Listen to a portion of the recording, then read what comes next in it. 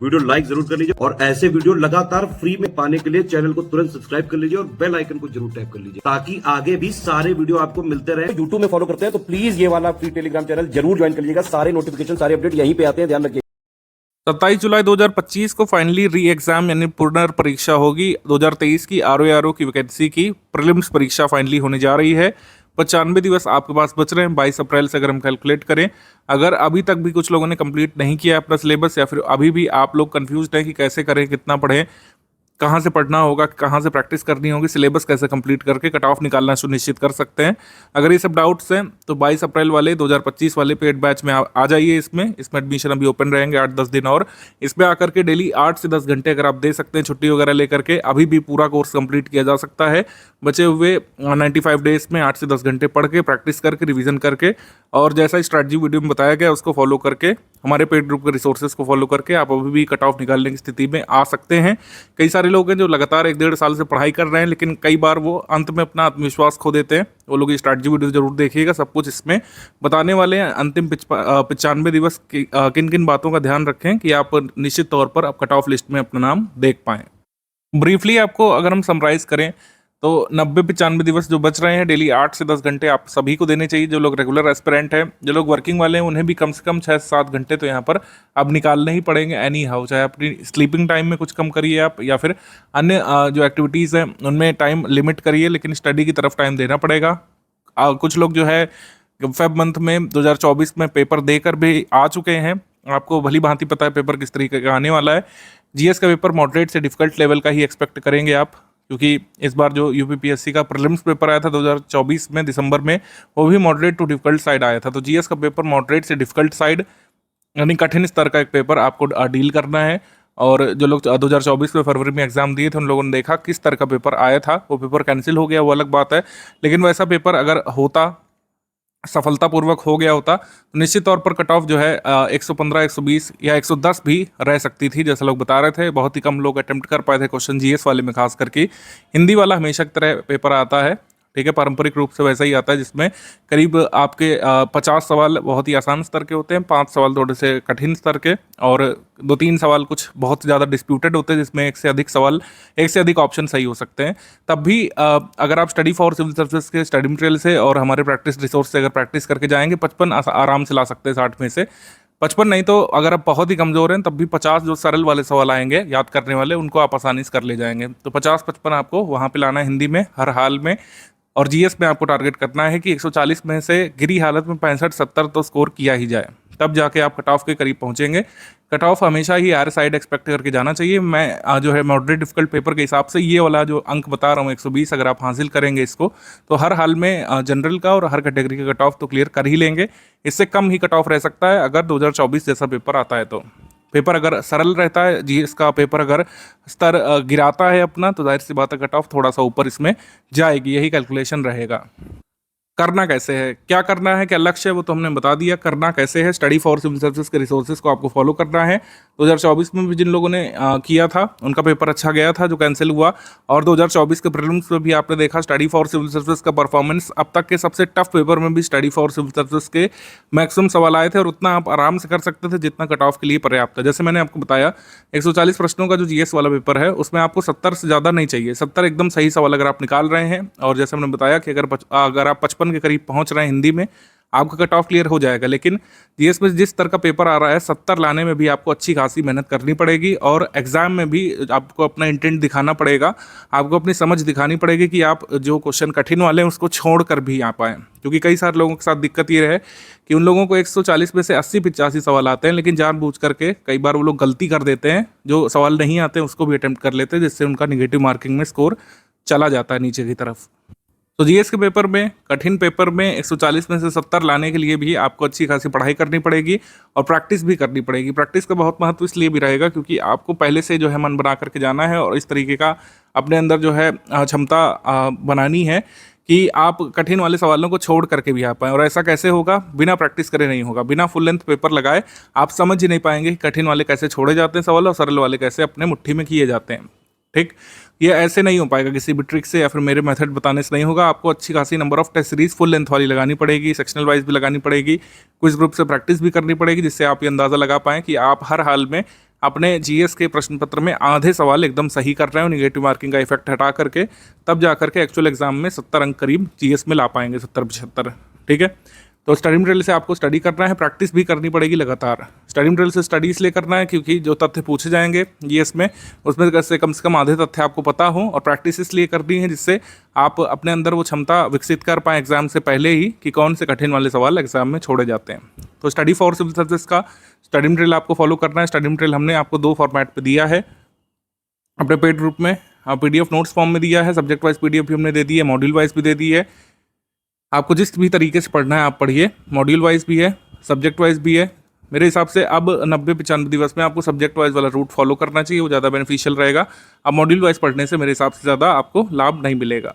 तो subject wise module wise given है, आप सब्जेक्ट वाइज पढ़िए मेरे हिसाब से, और एक एक दिन में एक एक सब्जेक्ट का एक बड़ा चंक कंप्लीट करने की कोशिश करिए, क्योंकि ये जो हमने काले पेन से लिखा है study material paid quiz test series PYQ compilation, इससे आपका सिलेक्शन हो जाएगा। लेकिन ये जो सीढ़ी है बिना एक स्टेप के पूरी नहीं हो पाएगी। 105 जो रिवीजन का है यानी दोहराव का है, वो स्टूडेंट को अपने हिसाब से पूरा करना ही पड़ेगा। रिवीजन यानी कि जो दोहराव है वो वाली चीज़ आपको डेवलप करनी पड़ेगी, क्योंकि इतने तथ्य यूपीपीसीएस आयोग पूछता है अपने आरओ के प्रीलिम्स में कि जिसने रिवीजन नहीं किया होता वो उसके तथ्य गलत होते ही होते हैं, क्योंकि पेपर सरल नहीं आने वाला है। बिना रिवीजन के सरल वाला पेपर निकाल सकते हैं आप, लेकिन कठिन वाला नहीं निकाल पाएंगे। जब डबल स्टेटमेंट वाले सवाल आते हैं, डबल स्टेटमेंट सवाल, 3 स्टेटमेंट वाले सवाल आते हैं, और मैचिंग वाले सवाल आते हैं, असर्शन रीजन वाले जो सवाल आते हैं कई सारे आजकल आने लग रहे हैं, इनको आप बिना जो है प्रैक्टिस के और बिना रिवीजन के नहीं कर पाएंगे। असर्शन रीजनिंग वाले जो सवाल आते हैं अभिकथन कारण वाले, बिना प्रैक्टिस के दोहराव के आप नहीं कर पाएंगे। तो इसी वजह से मैंने कहा कि सब कुछ हो जाएगा इसी से, लेकिन आपका जो भूमिका मतलब आपकी भूमिका जो महत्वपूर्ण है इसमें वो है दोहराव की। सब कुछ इसी में से आने वाला है, स्टडी मटेरियल से आएगा, स्टडी फॉर सिविल सर्विसेज की टेस्ट सीरीज से कई सारे क्वेश्चन बनेंगे, पेड क्विज से, पीवाईक्यू कंपाइलेशन से, हमारे करंट अफेयर से, लेकिन उसका रिवीजन आपको करके जाना पड़ेगा, क्योंकि हमारे ही कंटेंट से कुछ कठिन क्वेश्चन आयोग निकालने वाला है। तो स्टडी फॉर सिविल सर्विसेज के स्टडी मटेरियल को आपको पढ़ना भी है इन 95 दिवस के टाइम स्पैन में। पेड क्विज के भी सभी सवाल लगाने हैं, टेस्ट सीरीज भी सॉल्व करनी है, और पीवाईक्यू कंपाइलेशन भी पढ़ना है स्टडी फॉर सिविल सर्विसेज का, और करंट अफेयर भी पढ़ना है स्टडी फॉर सिविल सर्विसेज का, नेशनल इंटरनेशनल भी, उत्तर प्रदेश भी। काफ़ी कुछ है पढ़ने को, तभी यहाँ पर मैंने आपसे वादा लिया था शुरू में ही कि 8 से 10 घंटे अब यहाँ पर देने पड़ेंगे अगर आप वाकई एग्जाम में इस एग्जाम में क्लियर करने को लेकर सीरियस हैं। मेन्स जो लोग लिखने जा रहे हैं 15 गुना लोग लिखेंगे, जितने भी नंबर ऑफ पोस्ट डिसाइड करेगा यूपीपीसीएस इस 2023 की वैकेंसी के लिए, उसमें 15 गुना लोग ही होंगे, यानी कि बहुत सारे नंबर ऑफ एस्पिरेंट बाहर हो जाएंगे। पहले स्टेज से मैक्सिमम नंबर ऑफ एस्पिरेंट बाहर हो जाएंगे, फिर 15 गुना पोस्ट के रह जाएंगे, उनसे आपको जो है भिड़ना है मेंस वाले पेपर में, उसकी अलग चर्चा होगी। लेकिन जो फर्स्ट स्टेज है जिसमें बहुत सारे लोग बाहर हो जाने वाले हैं, ऐसा ना हो कि आप भी बाहर हो जाएं। जो लोग मेरा वीडियो देख रहे हैं हमारे छात्र, हम लोग चाहते हैं कि मैक्सिमम लोग जो स्टडी फॉर सिविल सर्विसेज से सिलेक्ट हों, लेकिन होंगे वही जो लोग इस स्ट्रैटेजी को फॉलो भी करेंगे, जो लोग रिवीजन कर रहे होंगे, जो लोग पेड क्विज के आधे से ज़्यादा सवाल मेरे वीडियो बनाने तक लगा चुके होंगे पेड ग्रुप के, वो लोग ही अपने लक्ष्य के पास पहुँचेंगे। ठीक है, तो मेथडोलॉजी क्लियर हो गई। स्टडी फॉर सिविल सर्विसेज के स्टडी मटेरियल से आपको पढ़ना है, हमारे प्रैक्टिस रिसोर्सेज यानी कि पेड क्विज और टेस्ट सीरीज से स्टडी करना है। पीवाईक्यू कंपाइलेशन में देखने का समय आ चुका है। मैंने प्रीवियस वीडियोस में पीवाईक्यू कंपाइलेशन पे फोकस नहीं किया था, लेकिन अब वो टाइम है 90-95 दिवस का जिसमें पीवाईक्यू कंपाइलेशन आपकी दोहरी मदद करता है। एक तो कई सारे फैक्ट्स कवर आपके होते हैं जिनके रिपीट होने की संभावना बनी रहती है। दूसरी चीज़ ये होती है पीवाईक्यू कंपाइलेशन के से कि आप स्टडी मटेरियल पढ़ते हुए समझेंगे कि किस टॉपिक से कौन कौन से सवाल बन चुके हैं और किस तरीके के सवाल बन सकते हैं। इस सिलेबस को हमको टैकल करना है, ज़्यादा इसके बारे में बात नहीं करेंगे हम लोग, इसके बारे में काफ़ी बात कर चुके हैं ऑलरेडी कई सारे वीडियोस में। ये आपको क्लियर है कि हिंदी में ये वाले टॉपिक्स आएंगे प्रीलिम्स में। 60 प्रश्न 60 अंकों का पेपर होगा, 140 प्रश्न इससे आएंगे, 140 पूर्णांक का पेपर होगा। और अब तो ये पेपर कंबाइंड ही होंगे, ठीक है। 3 घंटे में आपको अटेम्प्ट करना पड़ेगा, पहले 1 घंटे का गैप रहता था 2 पेपर्स के बीच। तो 200 में से जो है 120 के अराउंड आपको टारगेट रखना है। कठिन स्तर के प्रश्न आपको इस वाले पोर्शन में, जीएस वाले पोर्शन में देखने को मिलते हैं ज़्यादा। मॉड्यूल वाइज स्टडी मटेरियल हम अपने ग्रुप में लगातार दे रहे हैं, लेकिन मैंने जैसे बताया कि अब आपको सब्जेक्ट वाइज स्टडी मटेरियल का रूट ज़्यादा फॉलो करना चाहिए, अच्छे से ये बेनिफिशियल रहेगा आपके लिए। ये इसके कंप्लीट सब्जेक्ट वाइज नोट्स लीजिए और डेली जो है कम से कम 3 सब्जेक्ट डेली लेकर के आपको अब पढ़ने लगना चाहिए। ऑलरेडी काफ़ी सारी चीज़ें आप लोग पढ़ चुके होंगे इस टाइम स्पैन में। अब 3-3 सब्जेक्ट को लेकर के रिवीजन करिए। रिवीजन में आपको कम टाइम देना है। जैसे मान लीजिए आपने हिस्ट्री का जो हमारा कंपाइलेशन है उसको पढ़ने में 10 से 12 दिन दिए होंगे, लेकिन अब रिवीजन करिए उस कंपाइलेशन का हर 2-2 3-3 दिन में एक बार।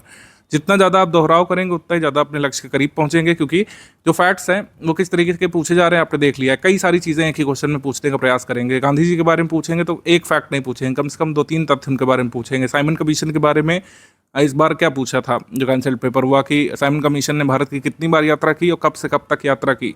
कोई संगठन बना उसकी तारीख पूछ लेते हैं, कोई संगठन बना उसके फाउंडर कौन कौन से हैं, रूलर्स की क्रोनोलॉजी पूछी जा रही है हिस्ट्री में।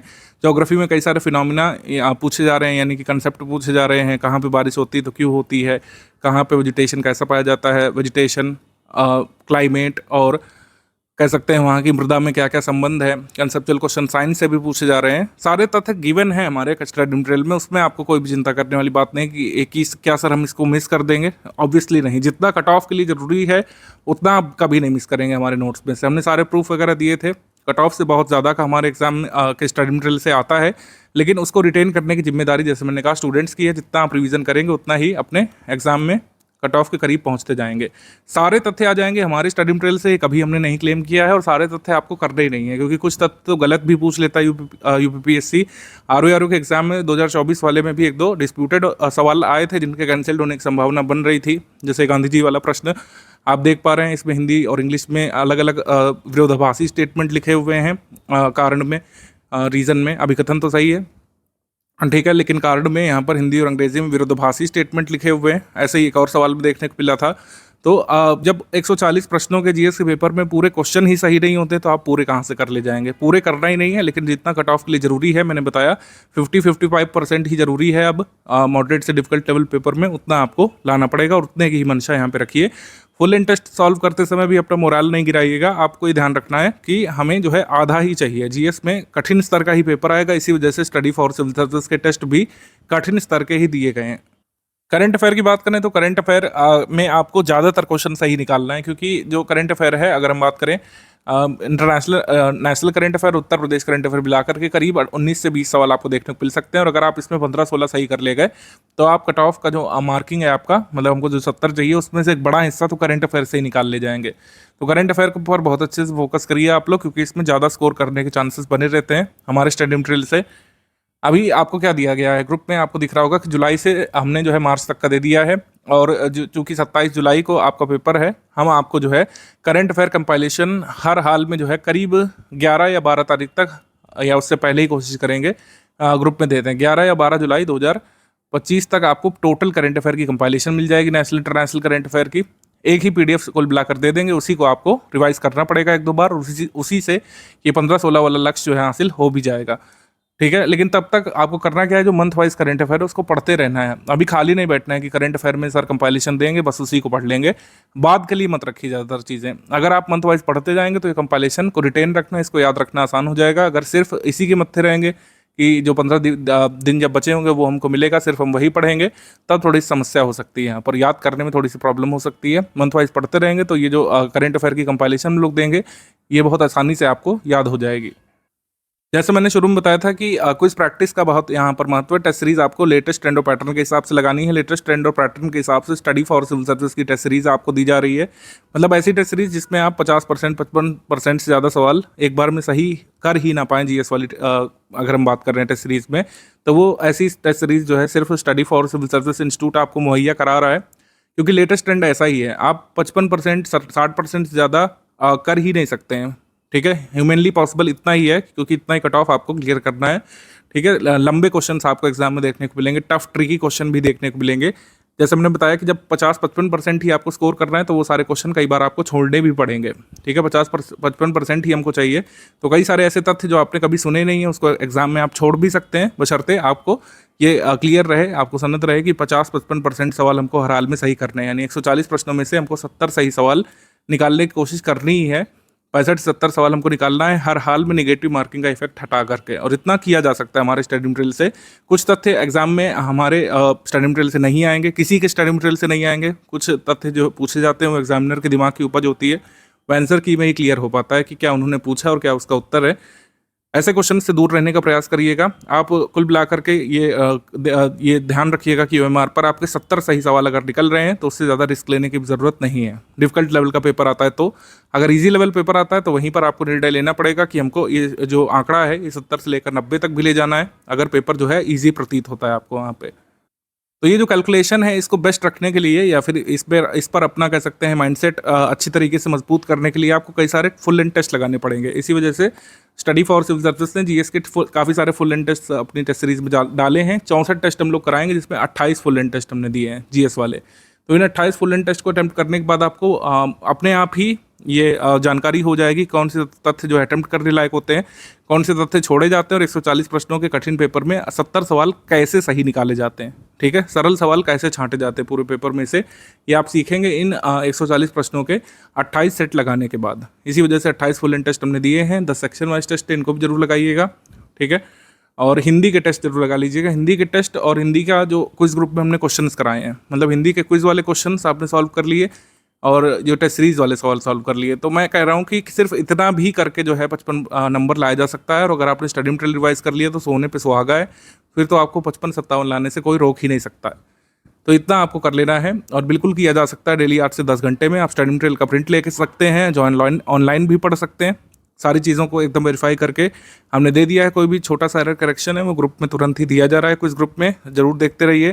कोई भी छोटा अपडेट है हम उसको क्लियर कर रहे हैं क्विज वाले ग्रुप में, और सारे तथ्य जो है चेक करके दे दिए गए हैं। लेटेस्ट में हमको कुछ लगता है कोई इंपॉर्टेंट रिपोर्ट हो सकती है, कोई इंपॉर्टेंट स्कीम हो सकती है, तो उसका छोटा सा वीडियो बना करके भी मैं क्विज ग्रुप पे दे रहा हूँ, आपने देखा होगा। तो इंपॉर्टेंट चीज़ों का वीडियोस जो हम दे रहे हैं उसको देखते रहिए। रिकॉर्डेड वीडियो लेक्चर की जहाँ तक बात है, जैसे कुछ लोगों ने पूछा है कि सर इसको क्या आप तैयार करना चाहिए या फिर नहीं तैयार करना चाहिए, मेरा इसमें जवाब होगा कि आपको अपने हिसाब से यहाँ पर कॉल लेनी है। अगर आपको लगता है कि किसी भी विषय के कंसेप्ट आपके बिल्कुल ही कमज़ोर हैं, बहुत सालों से आपने रिवाइज नहीं करें, तो उसका रिकॉर्डेड वीडियो देखेंगे तो कंसेप्ट आसानी से रिकॉल हो जाएंगे आपको। जैसे हिस्ट्री है, ज्योग्राफी है या साइंस है, कुछ ऐसे सब्जेक्ट जिसमें आप परेशानी महसूस करते हैं तो आप उसके रिकॉर्डेड वीडियो देख सकते हैं। लेकिन अब मैं रिकमेंड करूँगा कि स्टडी मटेरियल पीडीएफ पर ज़्यादा फोकस करिएगा। तो पीडीएफ वाली चीज़ें, स्टडी मटेरियल वाली चीज़ें, टेस्ट सीरीज वाली चीज़ें, पेड क्विज वाले तथ्य जो हैं उनको आप जरूर जो है लगाइए, वो ज़्यादा इस समय बेनिफिशियल रहेगा। रिकॉर्डेड वीडियो लेक्चर देखने का समय अब उतना नहीं बच रहा है, लेकिन आप फिर भी अगर आपको लगता है कि किसी सब्जेक्ट में आप बिल्कुल ही कमज़ोर हैं, आर्ट कल्चर है आपने कभी पढ़ा नहीं है, तो उसका रिकॉर्डेड वीडियो देखिए। उसमें आपको जो टीचर हैं वो बताएंगे किस तरीके से उसको याद करने में आसानी रहेगी आपको, और किस तरीके से तथ्यों को तैयार करना है एग्जाम के लिए, ये क्लैरिटी आपको मिल जाएगी। हिस्ट्री में, ज्योग्राफी में कुछ लोग क्या करते हैं कि चलते फिरते वीडियो लेक्चर देखते रहते हैं, बहुत ध्यान से उसको नहीं सुनते हैं, कुछ दूसरा अपना काम कर रहे हैं, ऑफिस का काम निपटा रहे हैं हल्का फुल्का, या फिर कहीं पर फील्ड जॉब कर रहे हैं, तो उसको आप हेडफोन लगा करके प्ले करके आप अपना मोबाइल रख करके जो है या फिर किसी भी डिवाइस से, टैबलेट से देखते हुए चल सकते हैं, मतलब सुनते हुए चल सकते हैं, जिससे आपको वो तथ्य कौंध जाएंगे। बोरिंग सब्जेक्ट की कोशिश करिए कि रिकॉर्डेड वीडियो लेक्चर सुन लिया करिए। इससे क्या होता है कि तथ्य आपके कानों में बढ़ जाएंगे। एटलीस्ट आपको याद रहेगा कि अच्छा पांड्य डायनेस्टी में ये रूलर्स थे, चोल शासक ये थे, उनके द्वारा किए गए कार्य ये थे। हिस्ट्री वाली चीज़ें, ज्योग्राफी वाली चीज़ें जो कई बार आपको बोर करती हैं, लिस्टिंग वाली चीज़ें, उसको जो है आप रिकॉर्डेड वीडियो लेक्चर से सुन सकते हैं और पीडीएफ से रिवाइज कर सकते हैं। उसके जो प्रैक्टिस के लिए तथ्य कहाँ मिलेंगे, टेस्ट सीरीज से और पेड क्विज से। इस तरीके से चीज़ें कंप्लीट होंगी। 140 प्रश्नों का जो पेपर है जीएस वाला आपको डील करना है 27 जुलाई को, लेकिन उससे पहले इतनी बार तथ्य को आपको पढ़ लेना है कि आप हर हाल में 70 सही सवाल उसमें निकालने लायक हो जाएं। ठीक है, क्योंकि एग्जाम में आपसे रीज़न तो पूछेगा नहीं। राइटिंग वाला जो पेपर है, जो कह सकते हैं आपका राइटिंग स्किल कहाँ पे चेक होनी है, वो मेंस में चेक होनी है, वो भी सिर्फ हिंदी में, जीएस में वो भी नहीं। तो कोशिश करिए कि चीज़ों को बस ऐसे तैयार करिए कि एग्जाम में हम उसको आंसर कर दें। जैसे डॉक्ट्रिन ऑफ लैप्स है, बस आपको उसमें क्या तैयार करना है कि किसके समय में आया था, डलहौजी के समय। डलहौजी ने किन किन रियासतों का उसमें अव्यक्तगत किया था, मतलब ब्रिटिश साम्राज्य में उसको एनेक्स कब किया था, उसके ईयर, उसकी क्रोनोलॉजी, उत्तर प्रदेश से कौन कौन सी रियासतों को एनेक्स किया।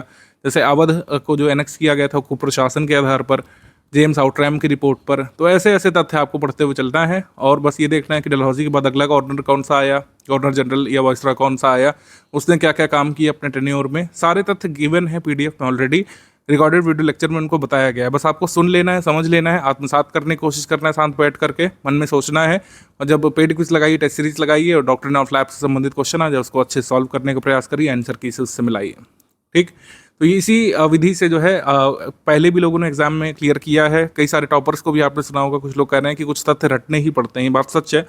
जैसे कुछ कई सारे ज्योग्राफी के फैक्ट्स हैं, जैसे मिनरल्स वाला, कौन सा मिनरल्स, यथा कोल, आयरन और पेट्रोलियम कहाँ पे मिलेगा, ये सब याद करना पड़ता है कई बार। कौन सी खदान जो है किस राज्य में है, ये आया था आपके एग्जाम में, कैंसल पेपर में भी इससे संबंधित कुछ आया था। ऑयल रिफाइनरी कौन सी के स्टेट में ये आया था। इस साल मैं कोल के बारे में बहुत एक्सपेक्ट कर रहा हूँ, कोल पेट्रोलियम कहाँ पाए जाते हैं, किस नदी घाटी में, इससे संबंधित तथ्य आ सकता है। तो उसको तैयार करने में कोशिश करिए कि कुछ मैप का प्रयोग करिए, जो भी आपकी मेथोडोलॉजी है उसको तैयार करने की इसको अपना सकते हैं। जैसे कुछ लोग मैप में तैयार करते हैं, आप लोग जो है ब्लैंक पॉलिटिकल मैप ला सकते हैं और इसमें आप फिल करिए। जैसे मैंने यहाँ पर एक एग्जांपल दिया है कि कोल माइंस ऑफ इंडिया, यहाँ पे फिल करिए कौन सी कोल माइन किस स्टेट में मिलेगी। आप चाहें तो क्या कर सकते हैं, जैसे मैंने किया कि कोल माइंस को फिल कर लिया राज्यों में लगा करके। अब इस राज्यों को आप खुद से भरिए, ठीक है, विजुअलाइज करिए इसमें कि ये जो कह सकते हैं कर्णपुरा है, कर्णपुरा की खदान आपको कहाँ पे देखने को मिलेगी। तो ये कहाँ पे मिल रही है, झारखंड में। यहाँ पे झारखंड लिख लिया, झारखंड, ठीक। ऐसे ही फिर यहाँ पे झिलमिली लिखा हुआ है, झिलमिली हो गया, कोरबा हो गया और विश्रामपुर हो गया। ये सब माइंस आपको यहाँ पे देखने को मिल रही हैं, ये देखने को मिल रही हैं छत्तीसगढ़ में। तो यहाँ पर आपने लिख लिया छत्तीसगढ़, छत्तीसगढ़, ठीक। फिर ऐसे ही तलचड़ की माइंस आपको कहाँ पर देखने को मिलेगी, उड़ीसा में, ऐसे फिल कर लिया। तंदूर की माइंस तेलंगाना में, आंध्र प्रदेश में कहाँ पर मिलेगी, तमिलनाडु में जो है नेवेली की खदान देखने को मिलती है और ये लिग्नाइट कोयले के लिए फेमस है। कांपटी, वरोरा, वलारपुर, ये कहाँ पे आपको देखने को मिलेगा, महाराष्ट्र में, ठीक है। ऐसे आपने जब फिल किया तो आपको याद रह जाएगा एग्जाम में। ऐसे कुछ टेक्निक्स आप अपना सकते हैं। वेस्ट बंगाल की कोल माइंस कौन कौन सी हैं, ठीक है, ये आप फिल करिए इसमें। एमपी की कोल माइंस अगर कोई रह गई हो या कोल का रीजन रह गया हो तो उसको ऐसे आप फिल करिए, तो ऐसे ही याद रहेंगी चीज़ें। ये कुछ आप मेथड अपना सकते हैं। इसमें कोल माइंस का मैंने एग्जांपल दिया, आप इसमें गोल्ड माइंस का एग्जांपल ले सकते हैं, आयरन और माइंस का एग्जांपल ले सकते हैं, या फिर इसमें रिफाइनरी भरिए, या फिर आप इसमें नेशनल पार्क याद कर लीजिए, या फिर वाइल्ड लाइफ सेंचुरी बना लीजिए। ऐसे ही उत्तर प्रदेश के 1-2 मैप लेकर के प्रैक्टिस कर सकते हैं। यही काम वर्ल्ड मैप के लिए भी किया जा सकता है। आयरन और माइंस ऑफ इंडिया का मैंने बनाया था, लॉ एस की खदानें कौन सी के स्टेट में देखने को मिलेगी, ऐसा आप फिल करके याद कर सकते हैं। ये जो डेटा है कहाँ से मिलेगा, जैसे मैंने डेटा लिखा है ये कौन सा स्टेट में, या आपके स्टडी मटेरियल में, इसको बस देख के आप फिल करने की कोशिश करिए और फिर राज्यों के नाम खुद से लिखिए, ऐसे आपको याद रह जाएगा। ऐसे कुछ टेक्निक्स आप अपना सकते हैं कुल मिला करके, या फिर कोई भी रिविजन टेक्निक है। कुछ लोग नोट मेकिंग करते हैं, छोटा नोट मेकिंग करते हैं, आप नोट मेकिंग भी कर सकते हैं। जो भी मेथडोलॉजी आपको सूट करे आप ऐसे करके याद करना शुरू कर सकते हैं। याद करिए, लेकिन चाहे आप मल्टीपल टाइम्स रिवाइज करके याद करिए, चाहे रिकॉर्डेड वीडियो लेक्चर सुन के याद करिए, करना तो पड़ेगा ही याद। इंग्लिश मीडियम वाले स्टूडेंट्स कुछ अगर स्केप्टिकल हैं कि जो 55 मार्क्स वाला लक्ष्य है वो कैसे हम प्राप्त करेंगे, तो मैं प्रूफ सहित ही आपको दिखा दे रहा हूँ। 2023 का जो एग्ज़ाम कैंसिल हुआ था फेब 2024 में होने के बाद, उसमें इस तरीके से क्वेश्चंस जो आए थे वो ऑलरेडी हमने जो है अपने स्टडी मटेरियल में या पेड क्विज में या फिर टेस्ट सीरीज में कहीं ना कहीं उसको पूछा था, और आप ऐसे 57 सवाल सही निकाल सकते थे। 2 सवाल जो है डिस्प्यूटेड थे, उसमें 1 से अधिक जो है उत्तर होने की आशंका थी। तो इस तरीके के प्रश्न आते हैं हिंदी में, और इनको आप स्टडी मटेरियल से, हमारे पेड क्विज से, टेस्ट सीरीज से लगातार सॉल्व कर सकते हैं। सब कुछ ज़्यादातर आपको इसमें मिल जाएगा, ठीक है। स्टडी मटेरियल में सब कुछ मिल जाएगा, टेस्ट सीरीज में और पेड क्विज में आप उससे रिवाइज कर लेंगे, प्रैक्टिस कर लेंगे। हिंदी में 55+ इंग्लिश मीडियम वाले भी स्कोर करेंगे अगर आप अच्छे से पढ़ेंगे। जैसे मैंने बताया, मल्टीपल टाइम्स रिवीजन करिए स्टडी फॉर सिविल सर्विसेज के नोट्स का, और टेस्ट सीरीज लगाइए हिंदी की, और पेड क्विज के सारे सवाल लगा लीजिए। पेड क्विज के सारे सवाल लगाते ही आपका कॉन्फिडेंस इतना बूस्ट हो जाएगा कि आप 55+ आसानी से ला सकेंगे। अगर ये पेपर ऐसा ही रहा तो 55+, अगर थोड़ा सा कठिन भी मान लेते हैं, एक सिनेरियो ये भी रख लेते हैं, कुछ कठिन सवाल आ गए हिंदी के पेपर में, तब भी आप 50+ आसानी से स्कोर कर ले जाएंगे, क्योंकि सब कुछ जो है आपको इसी स्टडी मटेरियल से मिल जाता है, ठीक है। जो पूछे गए सवाल वो कहीं ना कहीं हमारे स्टडी मटेरियल में, हमारी टेस्ट सीरीज में, पेड क्विज में ऑलरेडी विद्यमान थे। 2023 का जो पेपर कैंसिल हुआ था, इसमें इस तरीके से सवाल आए थे। मैक्सिमम सवाल आपको किस सब्जेक्ट से देखने को मिले, ज्योग्राफी से, हिस्ट्री से और करंट अफेयर से मैक्सिमम सवाल आपको देखने को मिले। और इस बार भी ऐसा ही होगा, थोड़ा बहुत अंतर हो सकता है। इतिहास में हो सकता है 20+ सवाल हो जाएं, ज्योग्राफी में कुछ कम हो जाएंगे, करंट अफेयर में ऐसा हो सकता है 22 सवाल आ जाएं। तो ये मुख्य सब्जेक्ट हैं, history, geography, current affair, polity भी और साइंस भी, ये मेजर सब्जेक्ट है, इनको तो आपको तैयार करना ही है। छोटे वाले जो सब्जेक्ट हैं जिनसे कम क्वेश्चन आते हैं, जैसे एग्रीकल्चर, यूपी के यूपी करंट, आर्ट, कल्चर, इसमें भी आप देखेंगे ज़्यादातर तथ्यात्मक चीज़ें हैं, इनको आप बिल्कुल पूरी तरीके से इग्नोर मत करिएगा। जैसे 4 आर्ट कल्चर के सवाल आए थे, काफ़ी इजी लेवल सवाल आए थे। अगर आप इनको इग्नोर कर देते तो आप 4 क्वेश्चन की हानि कर देते। तो सारे ही सब्जेक्ट को जो है आपको इंपॉर्टेंस देनी है। इनका सिलेबस भी कम है तो इनको भी जरूर तैयार करके जाइएगा। यूपी करंट अफेयर से सिर्फ 2 सवाल आए थे, यूपी जीके से ज़्यादा आए थे। इस बार इसका उल्टा हो सकता है। ऐसा हो सकता है कि जो है यूपी करंट अफेयर से ज़्यादा सवाल आ जाएं, यूपी जीके से कम सवाल रह जाएं। तो सारे सब्जेक्ट तैयार करके जाना है। अभी भी मैं कुछ नहीं कहूँगा। अगर एग्जाम के 40-50 दिवस बचे रहते तो हम आपको बता सकते थे कि कौन से मेजर टॉपिक्स पर फोकस करिए, कौन सी चीज़ें आप छोड़ सकते हैं। अभी छोड़ने का कोई समय नहीं है। और वैसे भी छोटे वाले सब्जेक्ट से मैंने बताया कई बार ईजी को सवाल आ जाते हैं, तो इससे आप कुछ भी छोड़िएगा नहीं। ये जो छोटे वाले सब्जेक्ट हैं इनको भी लगातार पढ़ के जाइएगा। काफ़ी सारी लिस्टिंग वाली चीज़ें इसमें हैं, जैसे आर्ट कल्चर में कौन सी पेंटिंग कहाँ पाई जाती है, कौन सा नृत्य कहाँ पे होता है, कौन सा स्मारक कहाँ पे बना है, यूनेस्को की हेरिटेज साइट्स कौन कौन सी हैं, इंटेंजिबल कल्चरल हेरिटेज साइट्स कौन कौन सी, उत्तर प्रदेश की हेरिटेज साइट्स कौन कौन सी हैं, कौन सी रिवर के किनारे कौन से नगर बसे हैं, ये सब चीज़ें जो है उसमें पूछी जाती हैं। आर की टेस्ट सीरीज 1 मई से आपके ग्रुप में शुरू हो जाएगी। डेली बेसिस पर कोई ना कोई टेस्ट अपलोड होगा। जिस दिन अपलोड हो उसी दिन जो है इसको सॉल्व करने की कोशिश करिएगा। सारी चीज़ें लास्ट के लिए मत इकट्ठा करिए, लास्ट में सिर्फ करिएगा रिवीजन। ठीक है, तो ये टेस्ट सीरीज का शेड्यूल है, इसको आप जो इकट्ठा मत करिएगा। जिस भी डेट पर अपलोड हो उसमें उसी दिन सॉल्व करने का आप प्रयास करिएगा। तो ब्रीफली यही स्ट्रैटेजी हमको आपको साझा करनी थी। आपका ग्रुप यहाँ से शुरू मान लिया जाता है। आपको कोई भी डाउट है, डाउट क्लियरेंस ग्रुप में पूछ सकते हैं। जैसे ही एग्जाम निकट होता है हम प्रायोरिटी बेसिस पर जो है उस एग्जाम के स्टूडेंट्स के डाउट सॉल्व करते हैं। जैसे आर का एग्जाम निकट है तो आप अगर कोई भी डाउट अपने पेड ग्रुप में पूछेंगे, आपने देखा होगा तुरंत आपको उसका रिप्लाई दिया जा रहा है ग्रुप में। हम अगर आपका डाउट जो है आर प्रीलिम सिलेबस संबंधित है, हिंदी और जीएस का कोई भी डाउट है, उसको तुरंत ही हमारे एडमिन सॉल्व करके बताएंगे और आपके डाउट को दूर करेंगे।